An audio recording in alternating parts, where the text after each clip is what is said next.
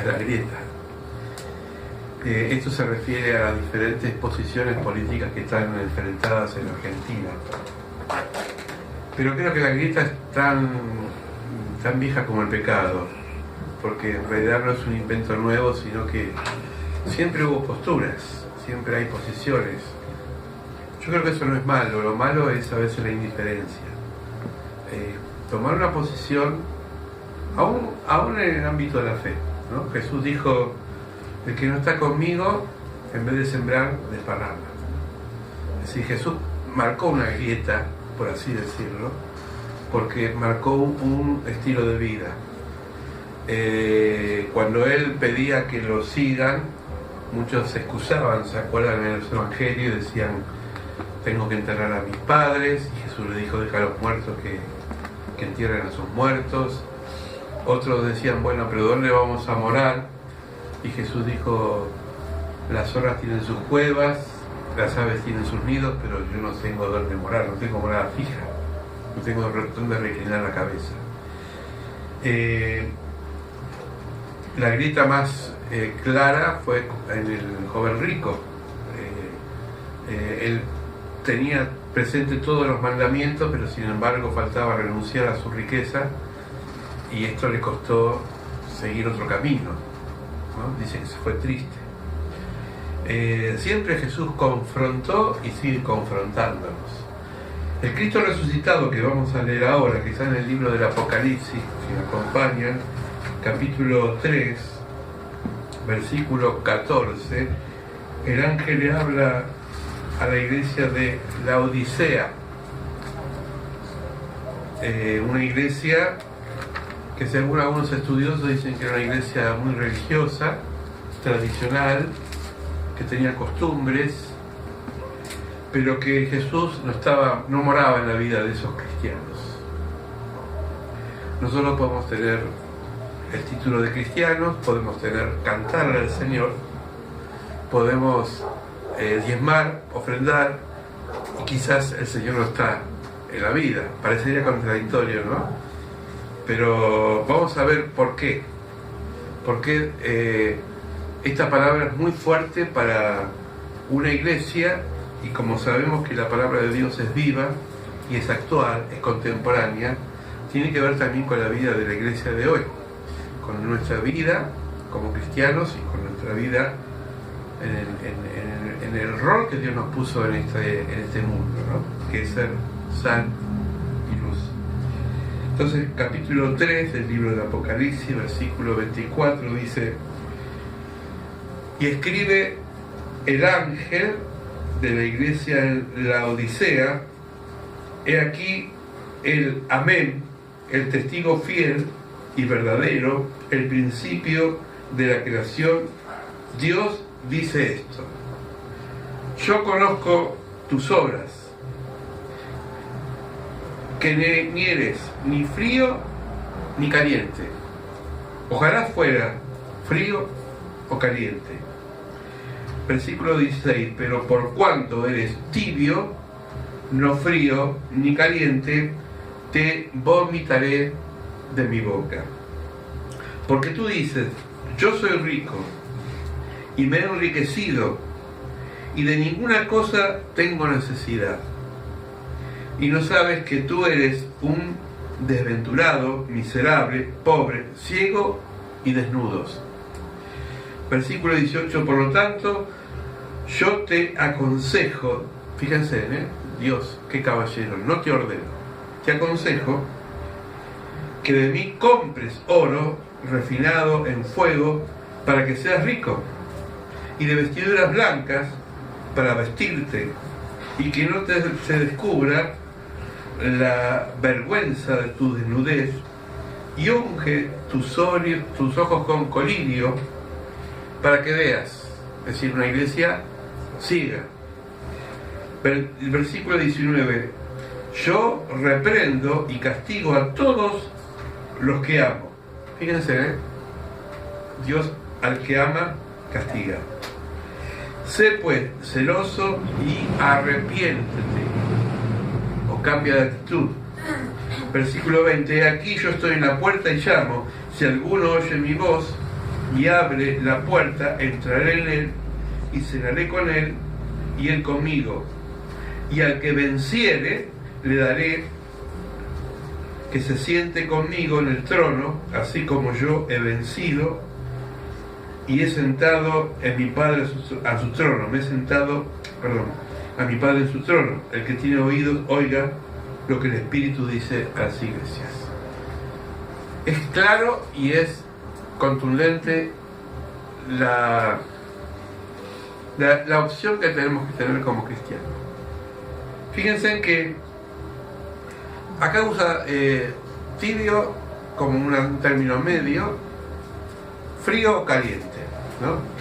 Una sopa tibia no sirve, ¿no? El mate es caliente o es frío, ¿no? El mate tereré, Paraguay se toma como en Corrientes, no sé si en Santiago, pero en las zonas cálidas se toma mate frío. A mí me gusta bien caliente, pero el mate tibio es purgante, no sé, no es nada, ni chicha ni limonada.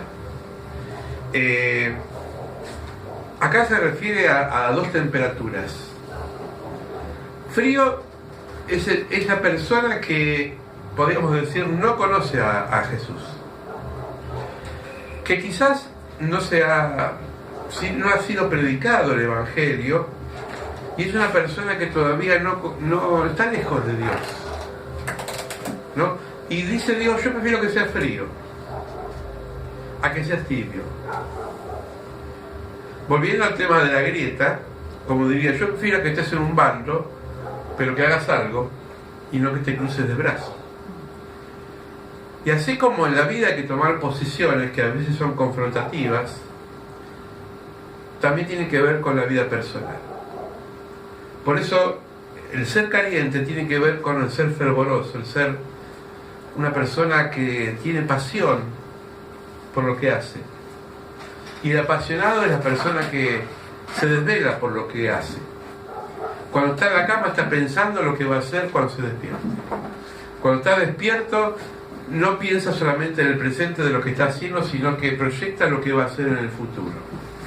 El apasionado es la persona que trata de buscar todos los medios creativos para que la persona también reciba el servicio que ese apasionado da. Voy a poner un ejemplo del Evangelio.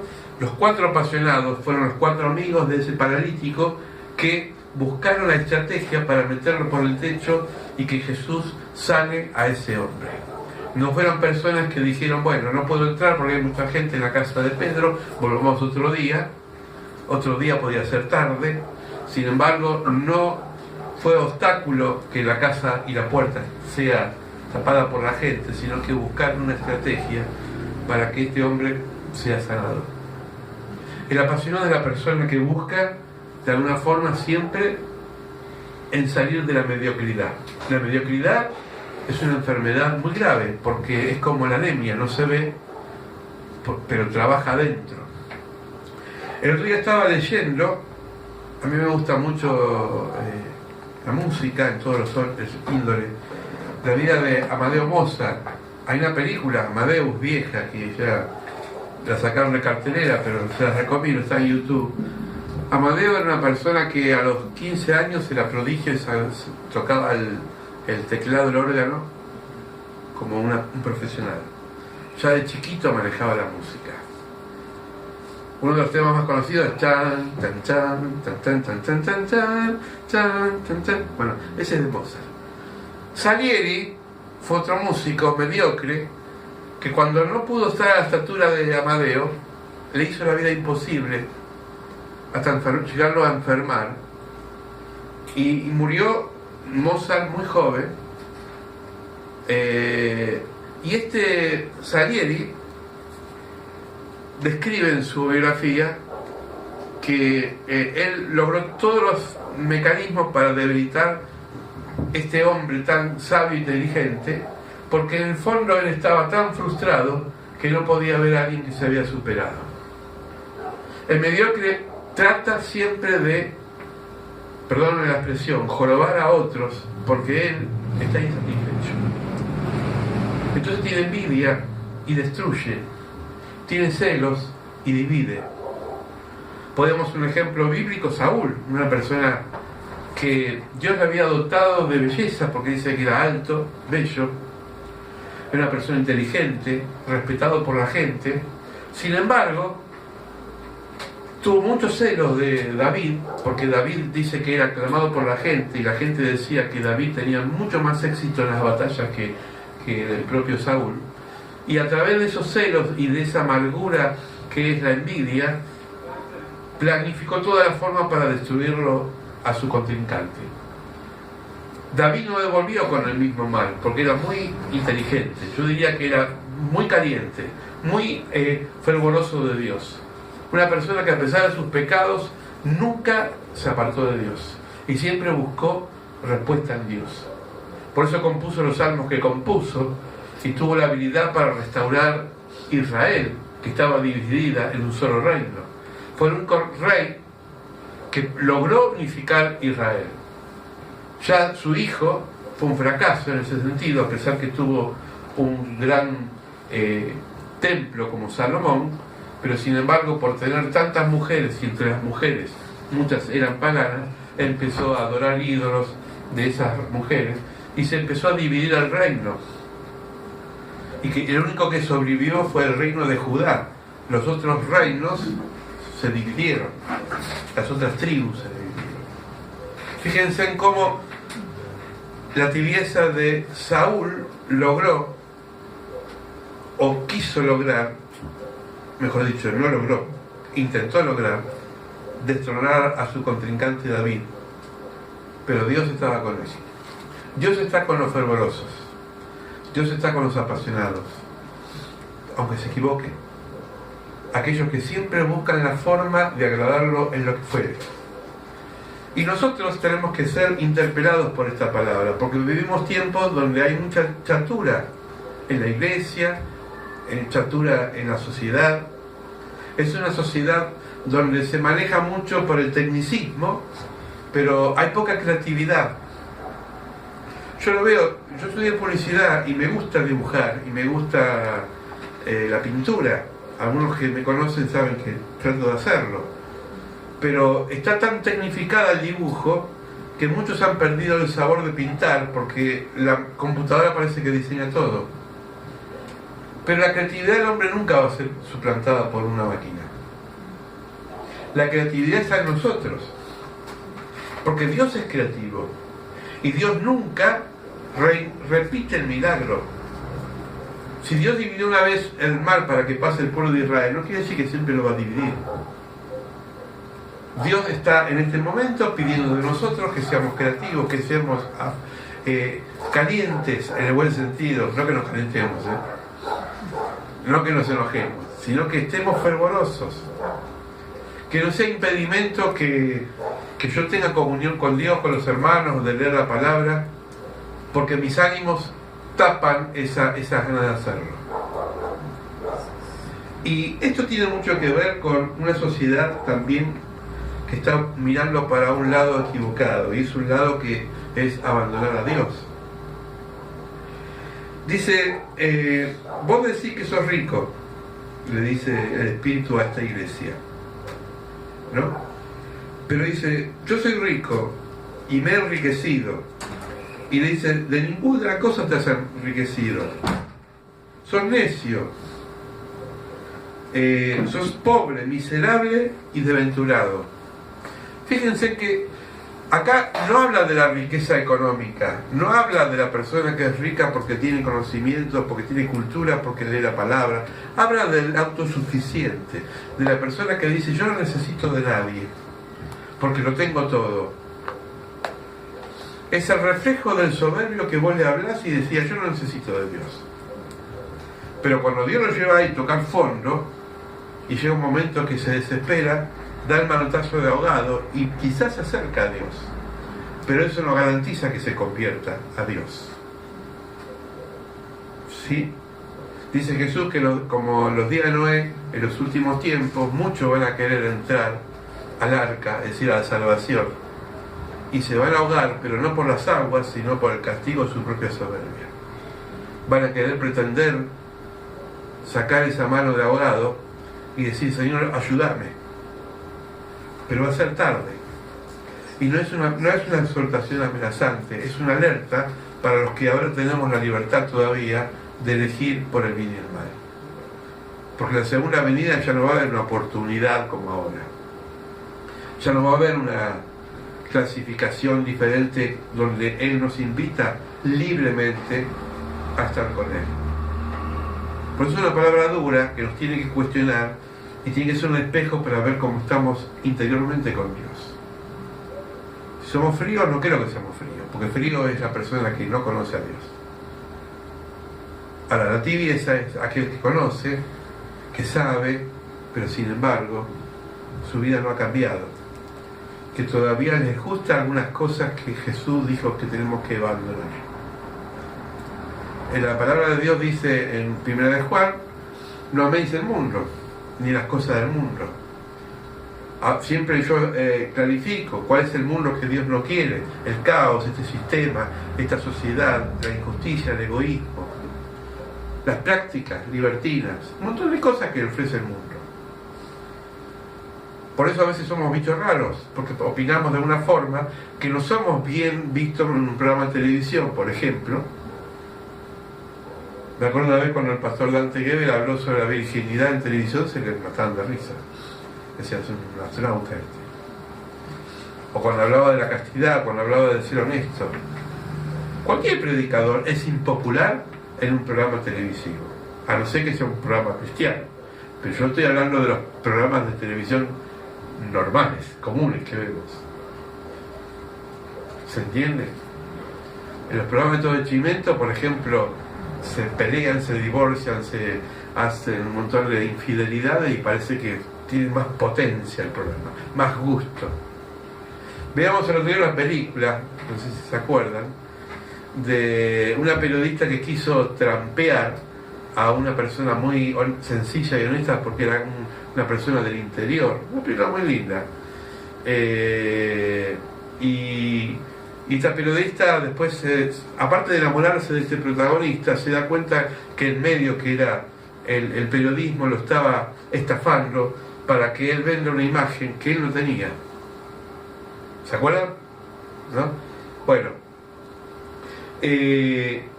lo interesante de esta película, que para mí es una parábola, una enseñanza, es que a veces te empujan los medios para que vos vendas una imagen morbosa que el medio puede comprar. Yo una vez estaba trabajando, y no lo digo porque sea muy santo, simplemente porque a veces uno es sentado, ¿no? Estaba trabajando en el colegio, recién empezaba, y entonces mi entrada económica era muy baja. Y yo necesitaba más dinero. Y justo me suena el teléfono y me llaman de la producción de América TV. Era un programa de Mauro Viale. Voy a estar. Me dice: usted, pastor fulano de tal, me habló de usted, me pasó su teléfono. Hablo de la producción de Mauro Viale. Ah, sí. Mire, le mandamos el remis, le pagamos no sé cuántos dinero, que era mucha plata, era casi un sueldo. Para que usted venga y haga acá un escándalo, porque vienen travestis, vienen homosexuales, y usted va a hablar y los va a basurear, qué sé yo. Haga como un show. Yo dije: mire, yo para eso no me voy a aprender. Dice: ¿cómo dice? Se supone que usted está en contra. Y digo: sí, yo no es que estoy en contra, yo voy a la gente que necesita. Pero ese programa, a ustedes les interesa un pito que se convierta. Lo que a ustedes les interesa es el escándalo, porque lo que vende es el escándalo. Si yo dejé claro que no es que estaba favoreciendo una opción sexual, sino que no me iba a prender y a prestar en un juego que a ellos les gusta mucho jugar. ¿Se entiende? Por eso las revistas Cara, Gente y todo eso venden mucho. Por eso es escándalo. Hay diarios amarillistas que le dicen que una vez en Crónica decía: murieron 20 de un golpe. Y abajo decían: gallinas que se chocó el camión y se murieron las gallinas. Pero vos veías así grande y parecían que eran 20 personas. Claro, el título te enganchaba, pero el contenido era otro.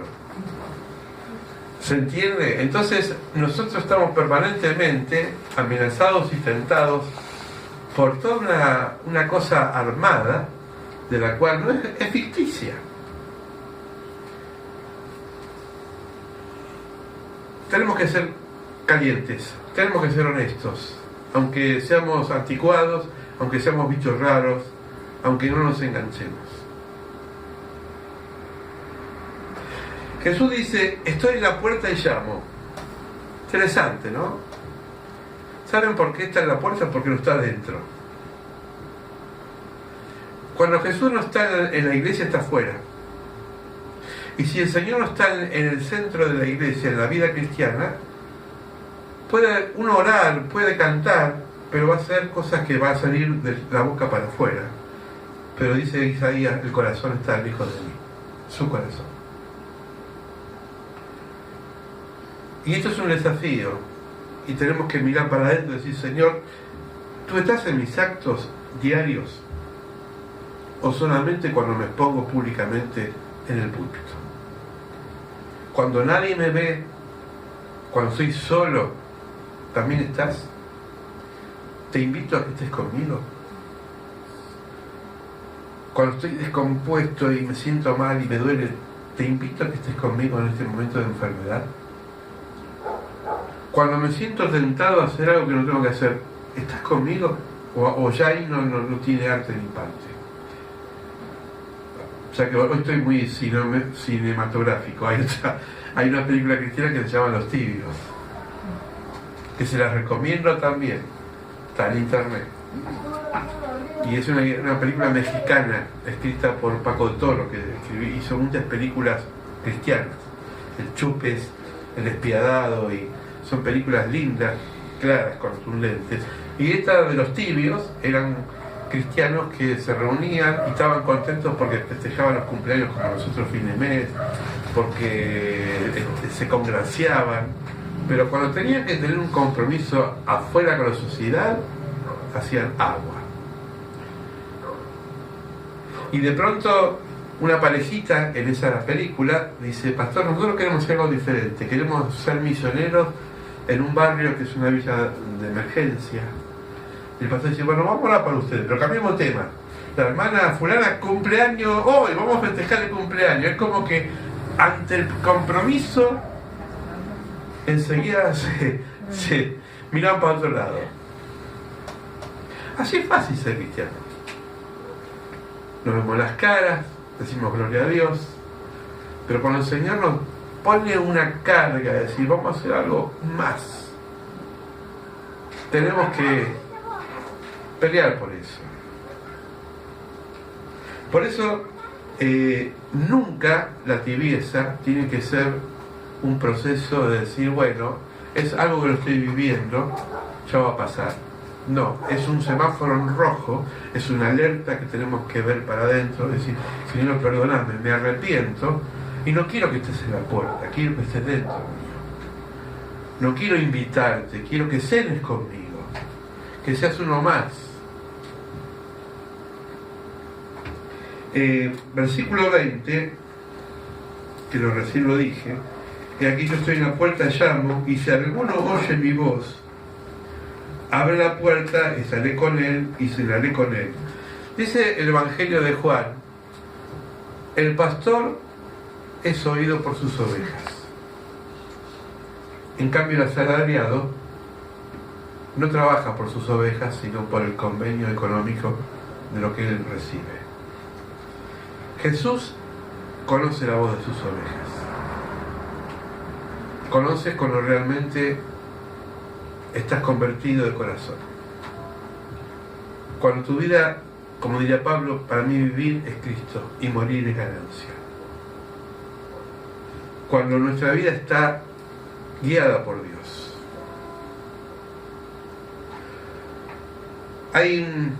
Estaba analizando estos días, hay entre este evangelio de la prosperidad también se ha infiltrado el pensamiento positivo. Tú puedes, decláralo. Imagínate un coche ahí, en la puerta, Dios lo ve. ¿Lo escucharon esto ustedes? Televisión también, ¿no? Piensa en positivo, incuba ese pensamiento. Yo también en un momento entré en esa, gracias a Dios salí. Pero no es así. Porque el Padre Nuestro nos dice, yo ahora, Señor, quiero un auto. Quiero ser un super predicador. El Padre Nuestro dice, hágase tu voluntad. Y Pablo dice en 2 de Corintios, hay muchos falsos apóstoles, léalo, superapóstoles, que no padecen necesidad, que quieren hoteles de 5 estrellas, que quieren vivir cómodamente. Bueno, nosotros somos despreciados, dice Pablo, porque sufrimos hambre, persecución, estamos presos y padecemos por Cristo Jesús. Así que no es nada nuevo esto, que la iglesia se está degenerando en un positivismo donde pareciera que Dios yo lo puedo manejar como un cadete. Señor, ahora te quiero que bajes acá y que hagas un milagro. Y Dios te dice, ¿qué crees vos que sos? ¿Quién te cree que vos sos? ¿No? Y le damos órdenes, Señor, en el nombre de Jesús ahora, sana a esta persona.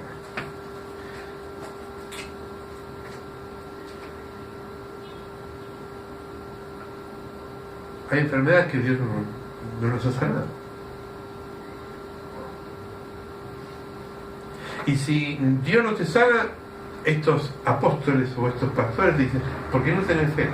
Nunca asumen ellos que son un fracaso orando. Siempre van a acusarte al otro porque no tienen fe.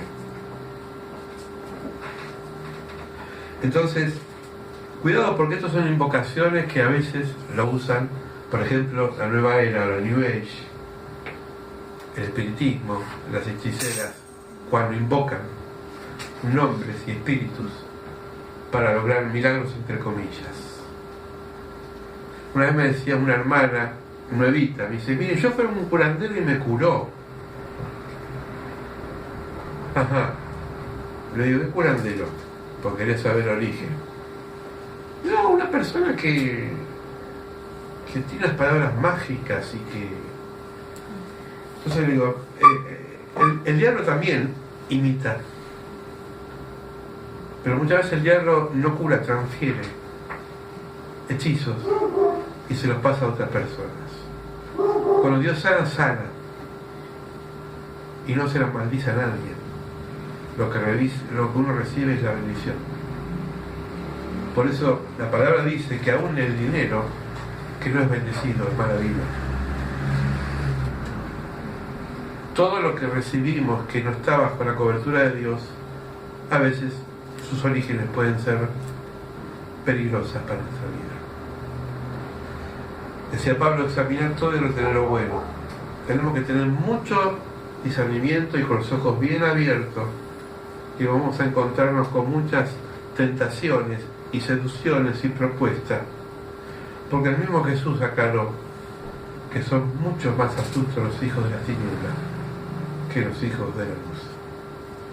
Porque como somos cristianos, somos niños, ¿o no? Y empezamos a ser crédulos. Y a veces nos quieren vender gato por liebre, como dice la pastora. A veces nos quieren ofrecer lo mejor. Pero siempre llevemos toda la oración. Digamos, Señor, esto a ti te agrada, esto es de tu incumbencia, ¿estás dentro de este proyecto? ¿O es algo que a mí se me ocurrió y por eso lo tomo? Por eso la radiografía del soberbio es que es un infeliz, que es una pobre persona, que se cree todo pero es un desgraciado. Esto lo dice la palabra, porque se cree rico. Y dice, comprá oro fino para cambiar y vestite de vestiduras blancas. El oro en la Biblia siempre pasa por un proceso y la refinación es el fuego. Esto lo dice Pablo también en Corintios. Muchos son pasados por el fuego, por el oro, por la prueba, para ver si son piedras verdaderas. Los que saben de joyas saben que el fuego es la temperatura que mide si el oro es falso o verdadero. ¿Sabían ustedes? Si es falso, se cambia de color. Si el origen no es oro, sino un metal que es semejante al oro, cambia de color. Pero el oro verdadero no se modifica. Y la vestidura blanca tiene que ver con la santidad. Le dice a esta iglesia: pasá por la prueba, arrepentite, cambia de actitud, y yo que estoy en la puerta te pido que me la abras y no me dejes afuera, porque por más que digas gloria a Dios, vas a estar lejos del reino. Fuerte, ¿no? Fuerte. Esto va para mí en primer lugar. Tenemos que recapacitar todos los días y decir: Señor, ¿estoy haciendo tu voluntad? Quiero ser caliente. En esa noche quiero ser caliente. Si fui tibio hasta ahora, si he tenido una actitud mediocre ante la vida, perdóname, Señor. Si me he quedado con lo que tengo y no acepté crecer más espiritualmente, perdóname, Señor. Por eso el Señor te invita en esta noche a que cambiemos de actitud, a que busquemos más de Él, a que sea más prioritario estar con Él muchas veces que perder el tiempo en otras cosas. Amén. Vamos a orar. Amén. Padre, sé que es una palabra desafiante, que nos confronta, que no es una palabra que nos deja a veces con esa satisfacción de que está linda, que es complaciente. Todo lo contrario, es dura, porque era una iglesia donde estaba fortalecida en su propio orgullo, pero estaba lejos de ti, Señor. Esta iglesia donde tú la interpelaste a que cambie de actitud, a que se quería rica, autosuficiente. La iglesia que tenía cristianos tibios, los cuales preferían estar en un lugarcito, sentarse en un banquito, escuchar la palabra, pero no hacían nada por cambiar su vida y la de los demás. Habían perdido la necesidad de salvar almas para ti, Señor. Ya no se calentaban por los demás. Señor, perdonanos si hemos entrado en una tibieza y pensamos, Señor, que ya estamos de vuelta. Porque siempre tenemos que aprender, siempre tenemos que crecer, siempre tenemos que saber que podemos hasta equivocarnos y decir: esto no lo sabía, lo necesito aprender. Quita de nosotros toda soberbia, todo orgullo, toda altanería, todo ímpetu de creernos diferentes a los demás, superiores a los demás. Perdónanos, Señor, porque somos realmente pecadores. En nombre de Cristo Jesús. Amén. Amén.